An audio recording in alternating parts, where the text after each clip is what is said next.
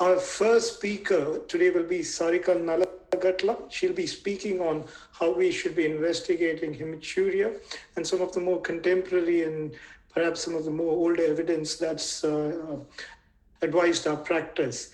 Sarika is a specialist training in urology in Glasgow. She also is an executive member of the British Society of Trainees in Uro-Oncology, and she also represents them in the bowels oncology section.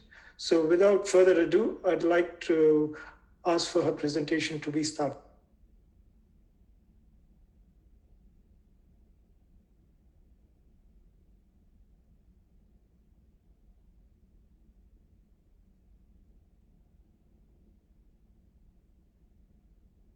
Hello, my name is Sarika Nalagatla and I'm a urology specialist registrar in the west of Scotland.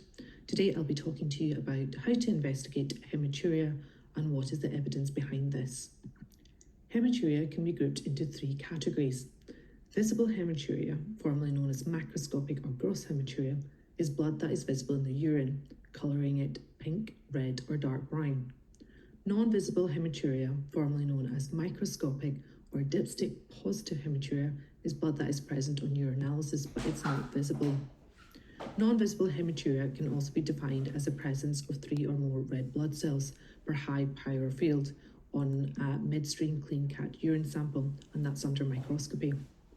The sensitivity of urine dipstick of a freshly voided urine sample is now good enough for detecting hematuria that routine microscopy is often no longer considered necessary. Dipstick hematuria is considered significant if there is 1+ or more on the urine dipstick. Trace hematuria is considered negative. Non-visible hematuria can further be categorized into symptomatic and asymptomatics. Those with symptomatic may experience symptoms such as suprapubic pain or symptoms associated with renal colic on a background of non-visible hematuria. Pseudohematuria presents as red or brown urine that is not secondary to the presence of hemoglobin. Causes can include medications such as rifampicin, hyperbilirubinemia, or certain foods such as beetroot or rhubarb. There are several causes of hematuria, and these can be grouped into urological cancers, stones anywhere in the urinary tract, infection, inflammation, trauma to the urinary tract, renal cystic disease, renal papillary necrosis, underlying vascular disease, benign conditions such as BPH, nephrological conditions, and coagulation disorders. And today we'll be focusing on underlying urological cancers. So what percentage of patients with hematuria have urological cancers? A study by Kadra et al. Described this as 20 to 25% in those presenting with visible hematuria and 5 to 10% with those presenting in non-visible hematuria. I'll later go on to talk a bit more about this study in this talk. Further figures come from the study by Edward et al., where their study describes bladder cancer rate in patients referred with visible hematuria as 18.9%, but only 4.8% in those referred with non-visible hematuria. Less than 1% of patients referred to the secondary care with hematuria had also had upper tract TCC. The Identify study, which was published in 2021, demonstrated that bladder cancer was the most common cancer with an adjusted prevalence of 24.7% with hematuria. The rarer upper tract cancers, upper tract urothelial cancer and renal cell carcinoma, accounted for only 1% each.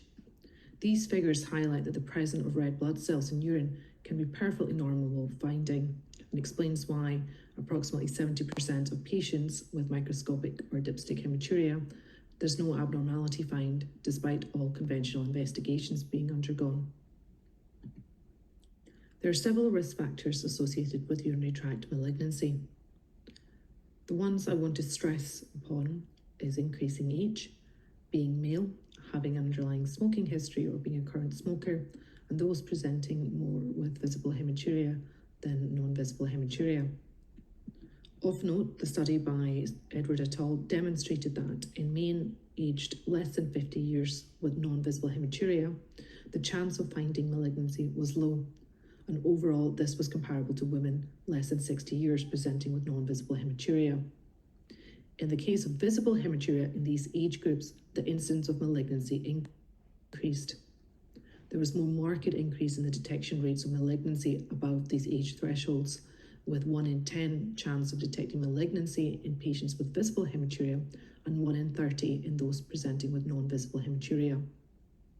No upper tract tumours were detected in these patients aged less than 30, and no upper tract TCC was detected in those aged less than 50. The prevalence amongst men was twice that amongst women. Their data supported the rationale that patients aged less than 30 could potentially be investigated initially by nephrologists as the risk of urological disease was low. The Identify study published in 2021 showed that patients with visible hematuria had an overall cancer prevalence of 26% compared to 6% presenting with non-visible hematuria.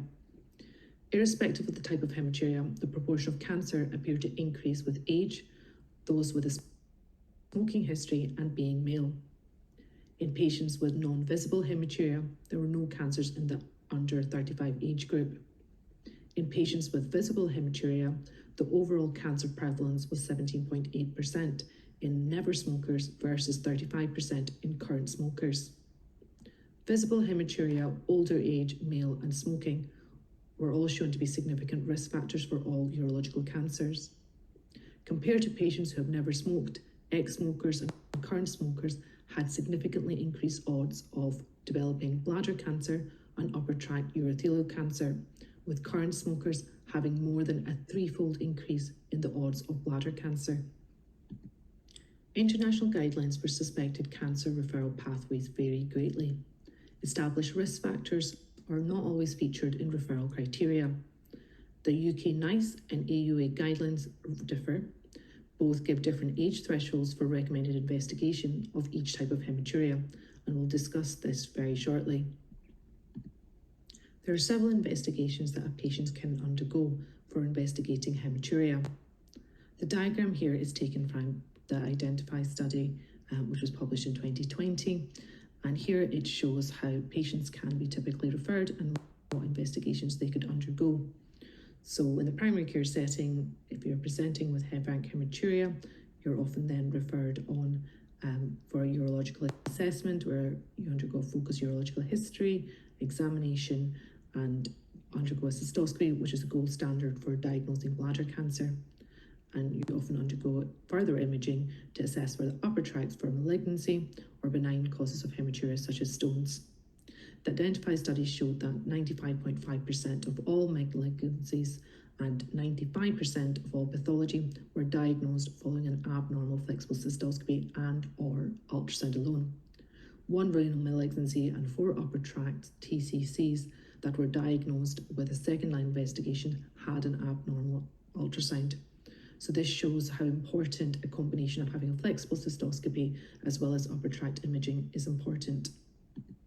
The UK NICE guidelines published in 2015 and updated recently in 2021 give advice for the urgent referral of an adult to urological services for specialist hematuria investigations. They suggest that those aged 45 or over who have unexplained visible hematuria without a urinary tract infection or have visible hematuria that persists or recurs following successful treatment of a UTI should be referred. They also suggest that those aged 60 who have unexplained non-visible hematuria and either dysuria or a raised white cell count on their blood test should also be referred. They also suggest those that are asymptomatic but have persistent non-visible hematuria should also be referred. They also give guidelines as to who should be referred to the nephrology team. The AUA guidelines differ from the NICE guidelines in that they advise that all patients with visible hematuria and patients with non-visible hematuria over the age of 35 should be investigated. They also require formal microscopic evaluation of urine and not just a positive urine dipstick. Those that have non-visible hematuria are risk stratified, and they also give specific urothelial cancer risk factors for this. This is the EU algorithm for investigation of microscopic or non-visible hematuria. As you can see, the patients are categorized as low, intermediate, or high risk. In patients with low-risk malignancy, AUA advises that the clinician should have a discussion with the patient to decide whether they should undergo a repeat urinalysis within 6 months or proceed with a cystoscopy and renal ultrasound. In the intermediate risk group, clinicians should perform a cystoscopy and renal ultrasound. In the high risk group, they should undergo a cystoscopy and a CT urogram. No urinary markers, including a urine cytology, should be used in the initial evaluation of patients with microscopic hematuria. Urine cytology is advised to be obtained for patients presenting with persistent microscopic hematuria after a negative workup who also have irritative voiding symptoms or risk factors for carcinoma in situ. In patients with a negative workup, clinicians may obtain a repeat urinalysis within 12 months. The patients with a prior negative workup and a subsequent negative urinalysis, they may be then discontinued for further evaluation. If, however, the repeat urinalysis is positive for microscopic hematuria, the clinician should then discuss with the patient whether to observe or reevaluate in the form of further imaging. The first paper by Kandra et al. Is one of 4 papers that are important when looking at the evidence as to how we investigate hematuria. Kandra et al. Published a paper in 2000, and their main objective was to ascertain whether a less intensive algorithm could be adopted for investigating hematuria whilst remaining diagnostic efficiency. So all of their patients in their study group underwent an abdominal radiography, a renal ultrasound, an IVP, which is an intravenous pyelogram, and a flexible cystoscopy. One of the most important findings from the study showed that kidney and upper tract tumours were noted in 14 patients, including 4 who presented with microscopic hematuria. And if only an ultrasound or IVP had been performed, then 4 of these cases could have been potentially missed. So they concluded that a cystoscopy cannot be safely avoided in the younger patient group with microscopic hematuria, and that only a combination of an ultrasound scan and IVP should be used in detecting upper tract cancers. The next study by Edwards et al. Looked as to ascertain the merits of using an ultrasound scan, an IVU, or both when imaging the upper tract. They prospectively looked at a 2-tier protocol when looking at patients presenting to the hematuria clinic. All patients underwent an ultrasound scan and a flexible cystoscopy as their first-line investigations.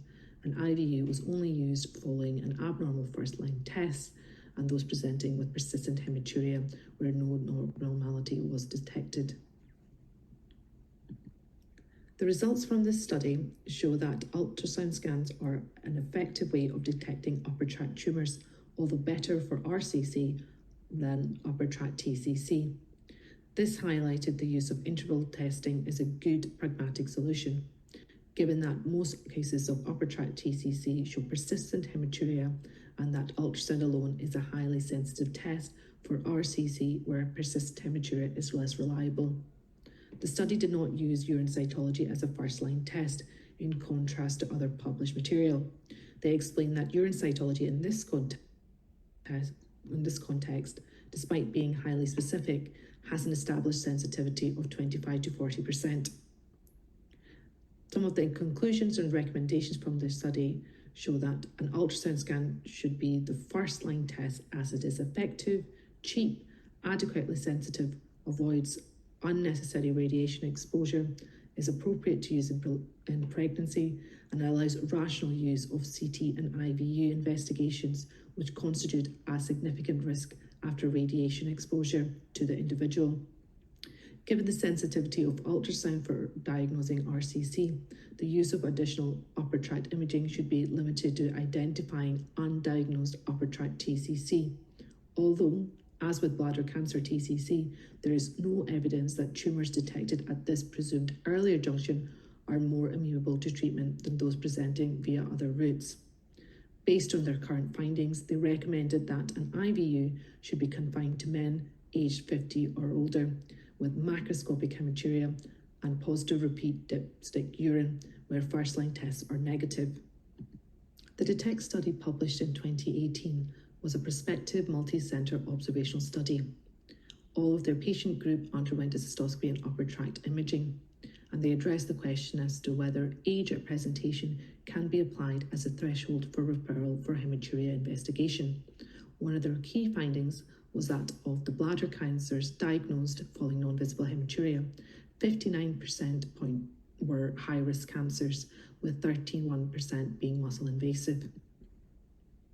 They also looked at the NICE and AAU guidelines, and this showed that although the risk of urinary tract malignancy in non-visible hematuria is low, clinically significant cancers were detected below the age threshold for referral for investigations.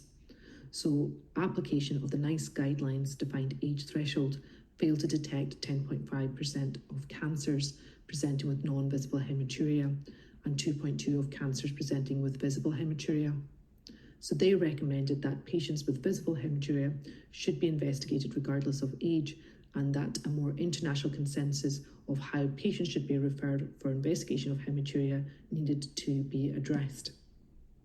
The IDENTIFY study, published in 2021, was an international multi-center prospective observational study conducted by the BURST Collaborative Group. It looked to evaluate the contemporary prevalence of urinary tract cancers in patients referred to the secondary care setting with hematuria, and this was adjusted for established patient risk markers and geographical variation. One of the interesting results from the study were the odds ratios for the patient risk markers. Age, visible hematuria, males, and smoking all had an odd ratio of greater than 1. There was also no cancers found in the non-visible hematuria group in patients aged 35 years old for bladder cancers or under 60-year-olds for upper tract urothelial cancer. This was the first study to report urinary tract cancer prevalence across an international population in patients referred to the secondary care, which was adjusted for patient risk markers and geographical variation. They showed also that bladder cancer was the most prevalent disease, and visible hematuria was the strongest predictor of urinary tract cancer. So far, we have looked at the different types of investigations performed for hematuria and the underlying evidence for this. However, there are some implications of over-investigation. Firstly, cystoscopies can cause discomfort and can carry risks such as infection and bleeding. Radiation from CTs have been shown to be associated with secondary malignancies. Patients having equivocal results can result in them having further invasive testing, such as biopsies under a general anaesthetic, to confirm a negative finding. A large proportion of patients investigated, therefore, may have unnecessary invasive procedures. The annual cost of these investigations are significant. In the UK, patients' normal results from hematuria investigations cost the NHS £33.5 million annually. And this goes to show why it is important to tailor investigations to patients. So to summarise, cancer risk factors and patient characteristics should be taken into account when investigating hematuria patients. From looking at the guidelines we've discussed today from NICE and AUA, there is a variation in how patients are referred and investigated. Patient counselling and shared decision making is key in investigating hematuria patients appropriately. These are my references from the talk, and thank you very much for having me today.